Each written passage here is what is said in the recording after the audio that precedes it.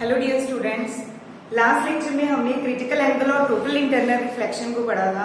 आज हम पढ़ेंगे कि टोटल इंटरनल रिफ्लेक्शन के फिनोमिना को हम प्रिज्म में कैसे यूज करेंगे, कि कैसे हमें पता चलेगा कि रिफ्लेक्शन होगी या रिफ्रैक्शन होगी। इसको आज हम डिटेल में स्टडी करेंगे। लेकिन ये टॉपिक स्टार्ट करने से पहले मैं आपको थोड़ा सा एक्सप्लेन कर देती हूँ कि हमने क्रिटिकल एंगल को फाइंड आउट कैसे करना है। सो लास्ट लेक्चर में हमने रिलेशन फाइंड आउट किया था between critical angle and refractive index. वो रिलेशन था sine C is equal to 1/μ। 1/μ हमने इसलिए लिया था क्योंकि यहाँ पे हम जो रेयरर मीडियम है उसको एयर कंसीडर कर रहे हैं, तो डेंसर मीडियम का रिफ्लेक्टिव इंडेक्स हमने म्यू ले लिया है। तो दो एग्जांपल्स हम कंसीडर कर लेते हैं। मेनली जो हम यूज करते हैं that is water and glass. So water के लिए for water refractive index is 4/3। So put this value in this equation, what we will get, sin c is equal to, as it is inverse of mu, so we will put sin c is equal to 3/4. So c is equal to sin inverse 3/4. So sin inverse 3/4, this is equal to 49 degree. So critical angle for water is 49 degree. Similarly, we can find out for glass. For glass, refractive index is 3/2. Similarly, we will put the value. So sin c it's equal to 2/3, and sin c is the inverse of mu. So c will be equal to sin inverse 2/3, and its value is 45 degree. We will use to calculate to understand the phenomena of total internal reflection in case of prism by using this critical angle. Means on the basis of this critical angle, we will understand whether reflection will take place or refraction will take place. So ये values आपने याद रखनी है that for the prism the critical angle is 42 degree. अगर तो prism के लिए आपका एंगल गिवन है critical angle, then you will use that angle only. लेकिन अगर आपको एंगल मेंशन नहीं है तो आप क्रिटिकल एंगल 42 डिग्री ही यूज करेंगे। सो सेकेंड चीज जो आपको इसमें पता होनी चाहिए ये हमें है कि अगर लाइट रे अगर 90 डिग्री पे फॉल हो रही है तो लाइट रिफ्रैक्टेड रे कैसे पास होगी, इक्वल टू क्रिटिकल एंगल है, लेस देन क्रिटिकल एंगल है, ग्रेटर देन क्रिटिकल एंगल है। तो ये चार चीजें आपको पहले दिमाग में रखनी पड़ेंगी। सो फर्स्ट हमारे पास है कि if this is the incident ray and the incident ray falls normally, means ये जो इंटरफेस है इस पे वो नॉर्मली फॉल कर रही है तो वो अपने पाथ से डेविएट नहीं होती, रिफ्रैक्टेड रे जो है वो सीधी सीधी पास हो जाती है। पहली चीज आपने ये दिमाग में रखनी है। सेकेंड हमारे पास ये हम ऑलरेडी पिछली वीडियो में पढ़ चुके हैं that if angle of incidence is less than critical angle then refraction will take place, and if angle of incidence is equal to critical angle then refracted ray will make an angle of 90 degree with the interface or with the normal. Last is if angle of incidence is greater than critical angle, then total internal reflection will take place. This is the recapitulation of the last video. अब हम main topic पे हमारे आते हैं total internal reflection in prism. Prism में कैसे ये काम हो रहा है। तो अलग अलग एंगल्स के साथ अलग अलग प्रिज्म्स को लेके हम इसको समझने की कोशिश करते हैं। तो सबसे पहले मैंने यहाँ पे एक right angle isosceles prism consider किया। So right angle is, so one angle should be 90 degree and other two will be 45। अब अगर इसमें हम एक लाइट नॉर्मली फॉल करवा रहे हैं, नॉर्मली मतलब at an angle of 90 degree, तो अभी मैंने आपको एक्सप्लेन किया कि अगर नॉर्मली फॉल हो रही है तो लाइट रे अपने पाथ से डेविएट ना होते वो बिल्कुल स्ट्रेट लाइन पास हो जाएगी। सो ये हमारे पास रिफ्रैक्टेड रे आ गई फॉर दिस इंसिडेंट रे। अब हमें यहाँ पे देखना है इस इंटरफेस पे, जो इंटरफेस बन रहा है हमारा बिटवीन ग्लास एंड एयर, यहाँ पे हमें चेक करना है कि लाइट रे जो है वो रिफ्लेक्ट होगी या फिर रिफ्रैक्ट होगी। So we will draw normal here. Normal हमने ड्रॉ कर लिया। अब हमें ये एंगल देखना पड़ेगा। ये एंगल जो इंसिडेंट रे बना रही है नॉर्मल के साथ, अगर ये एंगल क्रिटिकल एंगल से कम होगा तो रिफ्लेक्शन होगी, और अगर क्रिटिकल एंगल से ग्रेटर होगा तो रिफ्लेक्शन होगी। सो ये एंगल कैसे हम फाइंड आउट कर सकते हैं। दिस एंगल इज 45 डिग्री, ये angle clearly this is 90. So the sum of three angles of a triangle is 180. So if this is 90, this is 45, so this angle should also be 45 degree. So if this is 45, then this angle will also be 45, because with the normal the total angle will be 90 degree. If the total angle is 90 degree and this upper angle is 45 degree, तो ये angle भी हमारे पास 45 degree हो जाएगा. अब next हमारे पास ये हमें पता चल गया कि ये जो एंगल इंसिडेंट एंगल आया है हमारे पास, ये एंगल हमारे पास है 45 डिग्री, और क्रिटिकल एंगल हमें पता है 42 डिग्री होता है for prism. So angle of incidence will be greater than critical angle. तो यहाँ पे टोटल इंटरनल रिफ्लेक्शन का फिनोमिना काम करेगा, मतलब रिफ्लेक्टेड रे जो है वो कितना एंगल से रिफ्लेक्ट होगी, by an angle of 45 degree, क्योंकि लॉ ऑफ रिफ्लेक्शन में हमने पढ़ा हुआ है that angle of incidence is equal to angle of reflection. तो अगर एंगल ऑफ इंसिडेंस 45 डिग्री है तो एंगल ऑफ रिफ्लेक्शन भी 45 डिग्री होगा. अब हमें चेक करना है कि अब इस इंटरफेस पे ये इंसिडेंट, क्योंकि इस इंटरफेस पे अब ये लाइन जो है ये इंसिडेंट रे का काम करेगी, तो अब हमने ये रे के लिए चेक करना है कि ये एंगल कितना बना रही है. तो यहां से क्लियरली हमारे पास है if this angle is 45 degree, ये नॉर्मल के साथ अगर ये एंगल 45 बन रहा है, नॉर्मल का मतलब क्या है कि ये टोटल एंगल कितना होगा हमारे पास 90 डिग्री. सो अगर ये एंगल 45 बन रहा है तो नेचुरली ये रिमेनिंग एंगल भी कितना होगा हमारे पास 45 degree. So 45 plus 45 is 90, total sum होता है हमारे पास 180. तो ये एंगल क्या आएगा हमारे पास 90 डिग्री. इट मीन्स अब यहाँ पे लाइट रे क्योंकि नॉर्मली फॉल हो रही है, means at an angle of 90 degree, तो वो अपने पाथ से डेविएट नहीं होगी, वो स्ट्रेट लाइन पाथ फॉलो करेगी. सो this is the very first diagram. इसमें अब जो इंसिडेंट रे और रिफ्रैक्टेड रे है ये टोटल कितने एंगल से डेविएट हो रही है, at an angle of 90 degree. 45 degree this one and 45 this, so total angle will be 90 degree. So this is the deviation through an angle of 90 degree. अब इसी से रिलेटेड सेम डायग्राम में हम कर रहे हैं कि लाइट रे 180 डिग्री से अगर हमें डेविएट करवानी हो तो वो किस तरीके से होगी. अब हमने इस सेम प्रिज्म को जस्ट हमने उसकी पोजीशन को चेंज किया, जो हमारे पास 90 डिग्री एंगल, जो पहले हमने ये प्रिज्म इस तरीके से प्लेस किया था with 90 degree angle at the base, अब हम जस्ट 90 डिग्री एंगल को अपर फेस पे ले गए हैं. इस साइड को नाम दिया A, this is B, this is C. सो ये 90 डिग्री है, this angle is 45 degree, this angle is 45. अब यहां से सेम अगर हम एक लाइट रे को नॉर्मली फॉल करवाएंगे, बेस पे नॉर्मली फॉल करवा रहे हैं, तो वो अपने पाथ से डेविएट नहीं होगी, वो स्ट्रेट लाइन पाथ फॉलो करेगी, मींस लाइट रे जो है वो सीधी सीधी रिफ्लेक्ट हो जाएगी.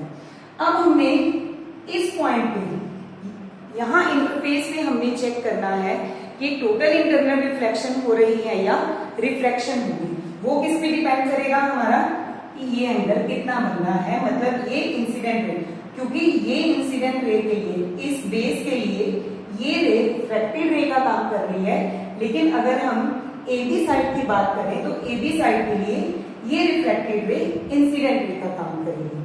सो अब हमें ये चेक करना है कि ये इंसिडेंट रे नॉर्मल के साथ कितना एंगल बना रही है. सो बहुत सिंपल वे में हम चेक कर सकते हैं. This angle is 45 degree, normal है, ये एंगल हो जाएगा 90 degree, this is 90, this is 45, तो ये एंगल भी हमारे पास 45 डिग्री हो जाएगा. अब नॉर्मल के साथ टोटल एंगल बनता है हमारे पास 90 डिग्री.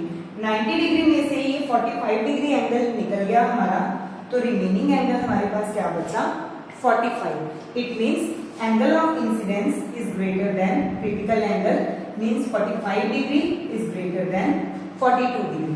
इट मीन्स इस पॉइंट पे अब हमारे पास क्या होगा, total internal reflection with the same angle 45 degree.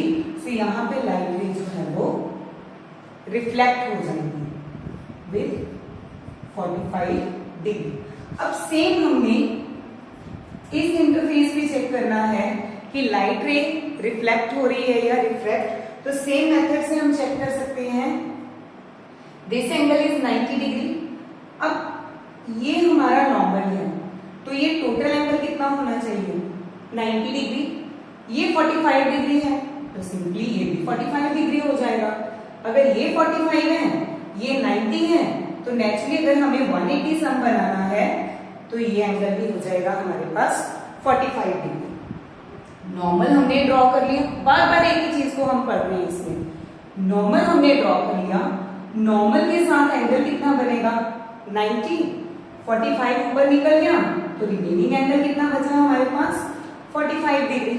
फिर से हमारे पास एंगल ऑफ इंसिडेंस जो है वो क्रिटिकल एंगल से ग्रेटर आ गया, तो इट मींस यहाँ पे लाइट रे जो है वो फिर से क्या हो जाएगी, रिफ्लेक्ट हो जाएगी। मींस फिर से यहाँ पे TIR का phenomena, that is total internal reflection का फिनोमिना जो है वो काम करेगा।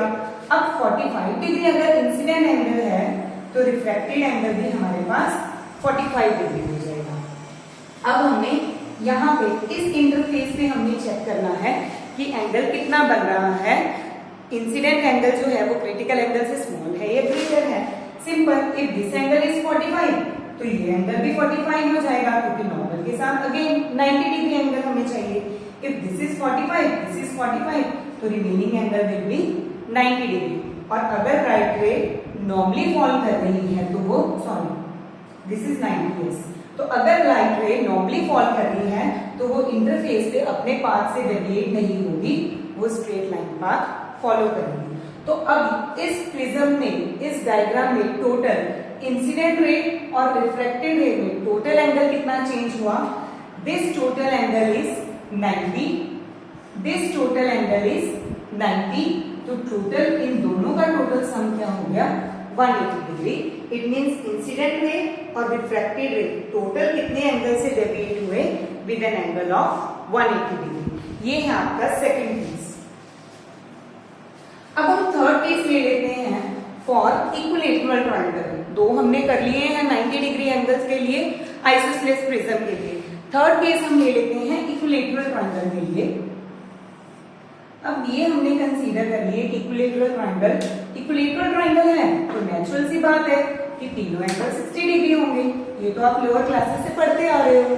तो अब अगर इसमें तीनों एंगल 60 डिग्री हैं, अब फिर से हमने क्या किया, इस पे लाइट रे को नॉर्मली फॉल करवा दिया। नॉर्मली अब हम इस पे इस तरीके से तो नॉर्मली नहीं फॉल करवा सकते ना, नॉर्मली अगर हम इस पे फॉल करवा रहे हैं तो ये 90 डिग्री बनेगा। ये मैंने आपको पहले भी बताया था कि अगर स्लैंटिंग रे है तो इस पे नॉर्मली हम स्ट्रेट लाइन से नहीं, एक स्लैंटिंग वेव से ही हम इसको नॉर्मली फॉल करवा सकते हैं। तो यहाँ पे हमने इंसिडेंट रे को इस नाम दे देते हैं, थोड़ा इजी हो जाएगा, ABC साइड दे दी इसको। तो अब हमने इस पे AB साइड पे हमने इंसिडेंट रे को नॉर्मली फॉल करवाया। अब नॉर्मली फॉल करवा रहे हैं तो जाएगी नहीं इधर उधर, सीधा निकल जाना है उसने। तो ये लाइट रे क्या होगी, अपने पाथ से डेविएट ना होके वो स्ट्रेट लाइन पाथ फॉलो करेगी। तो ये आ गई हमारे पास रिफ्रैक्टेड रे। देखो कितने हमने ये तीसरा केस कर रहे हैं, सब में हम एक ही चीज को बार बार कर रहे हैं। अब यहाँ पे हमने ड्रॉ किया फिर से नॉर्मल। हर बार ये चीज ध्यान में रखनी है कि जब भी हम एक रे को कंसीडर कर रहे हैं हमने नॉर्मल जरूर ड्रॉ करना है, क्योंकि एंगल ऑफ इंसिडेंस चाहे रिफ्रैक्टेड एंगल है चाहे रिफ्लेक्टेड एंगल है, एंगल हम हमेशा ड्रॉ करते हैं नॉर्मल के साथ। तो अब हमें यहाँ पे चेक करना है कि ये जो इंसिडेंट है तो ये रिफ्लेक्टेड रे, लेकिन AC पार्ट के लिए ये काम कर रही है इंसिडेंट रे का। तो अब हमने यहाँ पे चेक करना है कि ये इंसिडेंट रे नॉर्मल के साथ कितना एंगल बना है।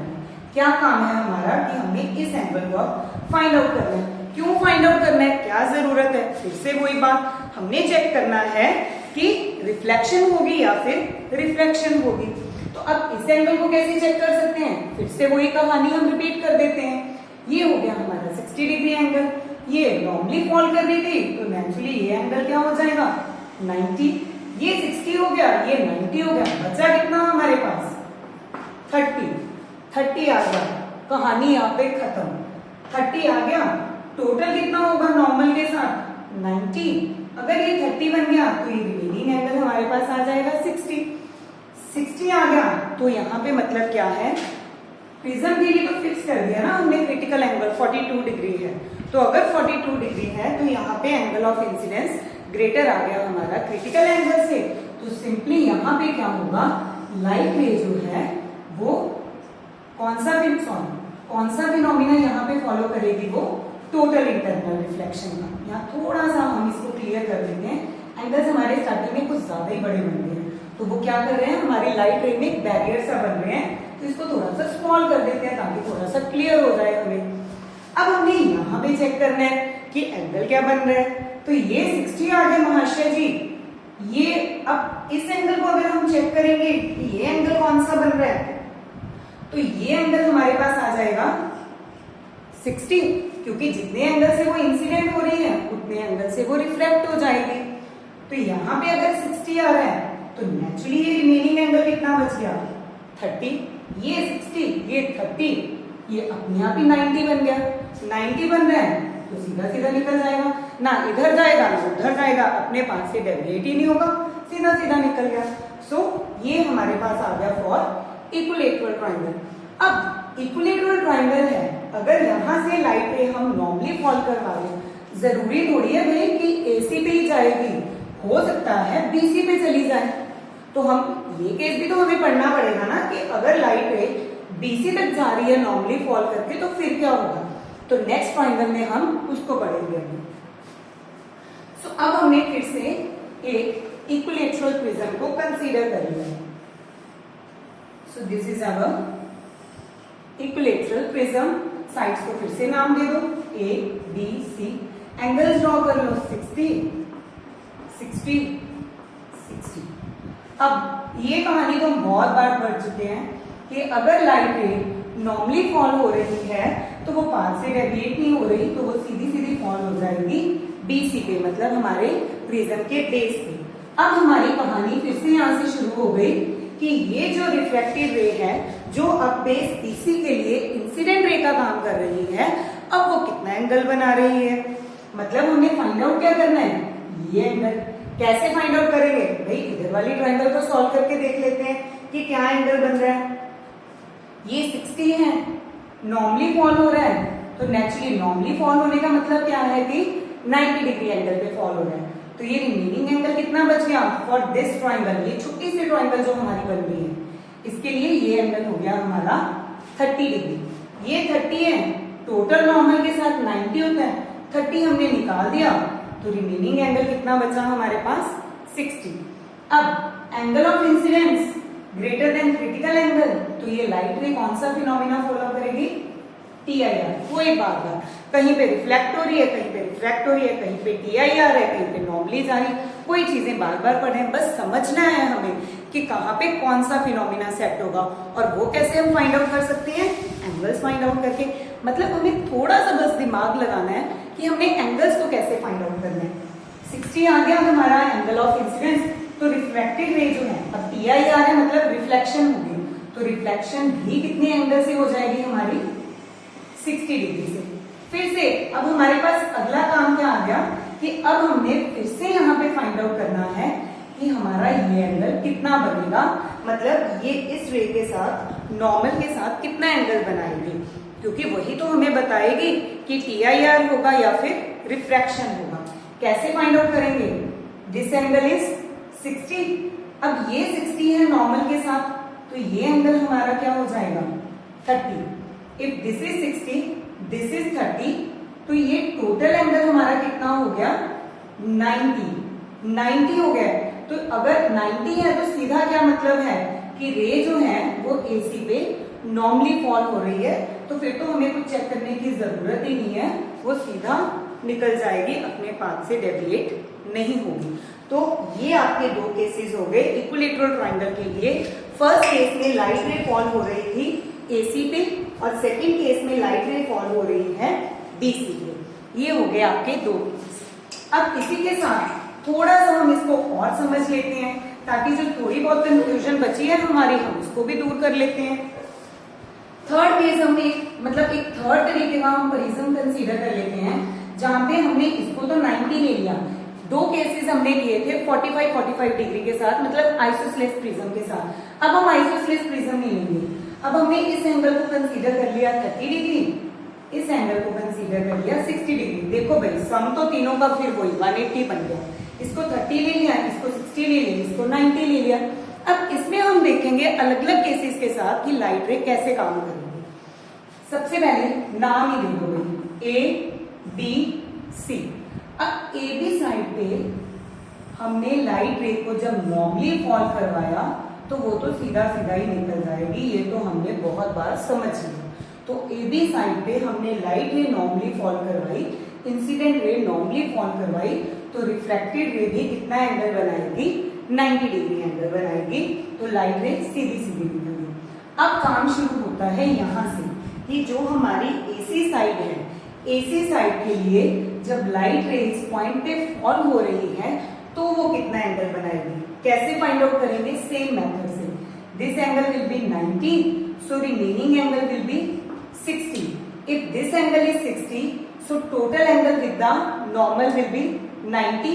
तो ये रिमेनिंग एंगल कितना बचेगा हमारे पास, 30। तो यहाँ पे अब हमारे पास क्या आ गया, angle of incidence less than critical angle, क्योंकि क्रिटिकल एंगल है हमारा 42 डिग्री और यहाँ पे एंगल आया हमारे पास 30 डिग्री। तो फिर यहाँ पे क्या होगा, थोड़ा सा दिमाग लगा के बताओ। यहाँ पे अब लाइट रे टोटल इंटरनल रिफ्लेक्शन के फिनोमिना को नहीं फॉलो करेगी, बल्कि वो रिफ्रैक्शन को फॉलो करेगी, क्योंकि हमने पढ़ा है if angle of incidence is less than critical angle then light ray will refract. तो जा रही है वो डेंसर से रेयरर मीडियम में, क्योंकि ये है ग्लास, इधर है एयर, तो light ray will move away from the normal, क्योंकि डेंसर से रेयरर है, जाना चाहिए था उसको स्ट्रेट, लेकिन क्योंकि मीडियम चेंज हो गया तो इसलिए वो नॉर्मल से कहां जाएगी, अवे। ये हो गया हमारा नेक्स्ट केस। अब इसी से रिलेटेड एक और केस हम पढ़ते हैं सेम डायग्राम के साथ। सेम प्रिज्म हमने कंसीडर कर लिया, this angle is 90, this is 30, this is again 60। एक बार हमने इस साइड से नॉर्मली फॉल करवाया, एक बार इधर से भी करवा के देख लेते हैं कि क्या बन रहा है।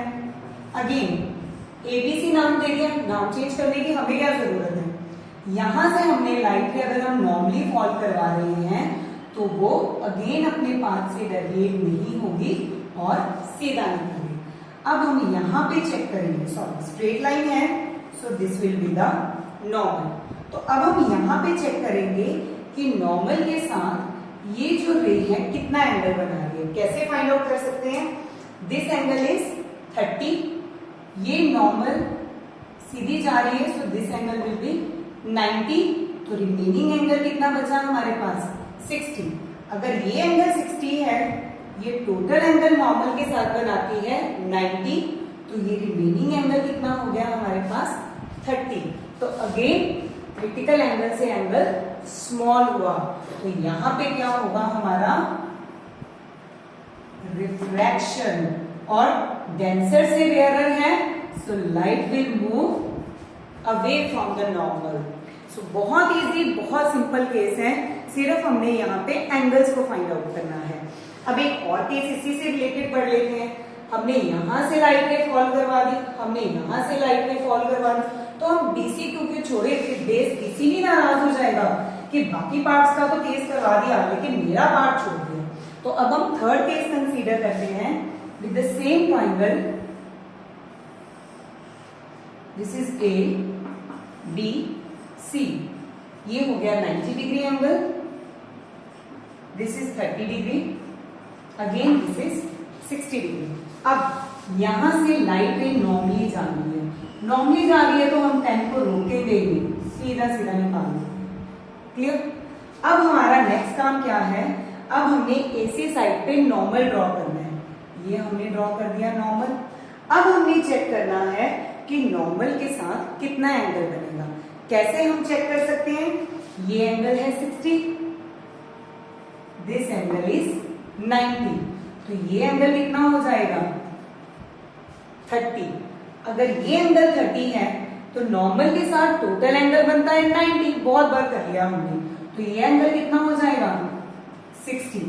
अब 60 है तो एंगल ऑफ इंसिडेंस ग्रेटर हो गया क्रिटिकल एंगल से, तो इट मींस यहाँ पे क्या होगी, रिफ्लेक्शन। इसको थोड़ा सा छोटा कर दे ताकि लाइट रे के रास्ते में ये हमें लगे ना आए, हमें डिस्टर्ब ना करे। तो ये लाइट रे क्या हो जाएगी 60 डिग्री एंगल से रिफ्रैक्ट हो जाएगी। ये एंगल आ गया हमारे पास 60 डिग्री। इसको थोड़ा सा दोबारा ड्रॉ कर लेते हैं, काफी डायग्राम जो है हमारी हौच पौच हो गई है। यहीं से इसी पार्ट को हम एक बार दोबारा ड्रॉ कर लेते हैं ताकि गड़बड़ ज्यादा ना हो, कंफ्यूजन ना हो। सेम इसी पार्ट को मैं ड्रॉ कर रही हूँ। सो यहाँ पे हमारे पास ये एंगल हमने फाइंड आउट कर लिया था 90, दिस एंगल इज 60, ये 30, तो ये एंगल ऑटोमेटिकली हमारे पास आ गया था 60। इंसिडेंट रे 60 डिग्री एंगल बना दी है, तो यहां से लाइट रे क्या होगी, रिफ्रैक्ट हो जाएगी with the same angle that is 60 degree. अब यहां से अब हमने ड्रॉ किया नॉर्मल। अब हमें देखना है कि नॉर्मल के साथ ये कितना एंगल बना रही है। ये एंगल ऑलरेडी हमने प्रिज्म में कंसीडर किया हुआ है 30 डिग्री एंगल है। अब हमें इस एंगल को फाइंड आउट करना है। कैसे फाइंड आउट करेंगे? सिंपली हमने क्या किया, जो हमने नॉर्मल ड्रॉ किया, ये मैं तुम्हें ताकि क्लियर हो जाए, ये नॉर्मल को जस्ट हमने एक्सटेंड करके साइड AC से ज्वाइन करवा दिया। अब अगर हम ये दोनों एंगल्स को फाइंड आउट कर लेंगे तो इजीली हम ये थर्ड एंगल फाइंड आउट कर लेंगे। कैसे फाइंड आउट करेंगे? अब काम हमारा यहाँ पे है, एक और कलर यूज कर लेते हैं ताकि एंगल्स और क्लियर हो जाए। दिस एंगल इज 30, नॉर्मल है, नेचुरली ये एंगल हो जाएगा हमारा 90। तो ये रिमेनिंग एंगल कितना बचा हमारे पास 60 डिग्री। ये 60 आ गया। अब हमें ऑलरेडी पता है कि किसी भी लाइन के साथ टोटल एंगल, जो हम नॉर्मल की बात नहीं कर रहे हैं, हम एक सिंपल लाइन की बात कर रहे हैं, लाइन के साथ टोटल एंगल जो होता है वो होता है 180 डिग्री। तो अगर ये एंगल 60 है तो ये टोटल एंगल होना चाहिए 180। तो 60 तो निकल गया, तो ये एंगल कितना बचा हमारे पास 120। एक एंगल आ गया हमारे पास 120 डिग्री। अब ये नॉर्मल है, तो नॉर्मल के साथ हमेशा एंगल कितना बनता है 90 डिग्री। ये एंगल अगर 60 डिग्री है तो ये रिमेनिंग एंगल कितना बच गया हमारे पास naturally 30 degree.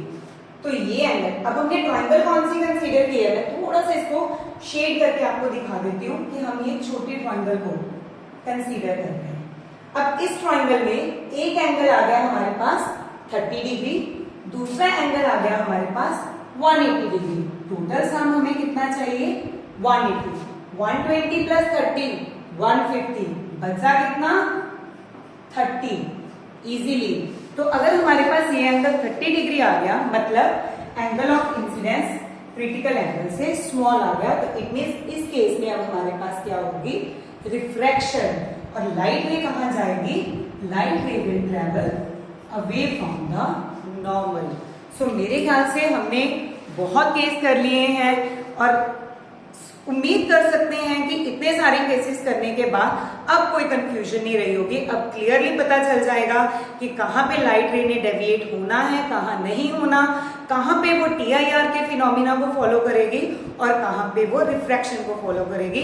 Thank you so much. Next video में मिलते हैं। थैंक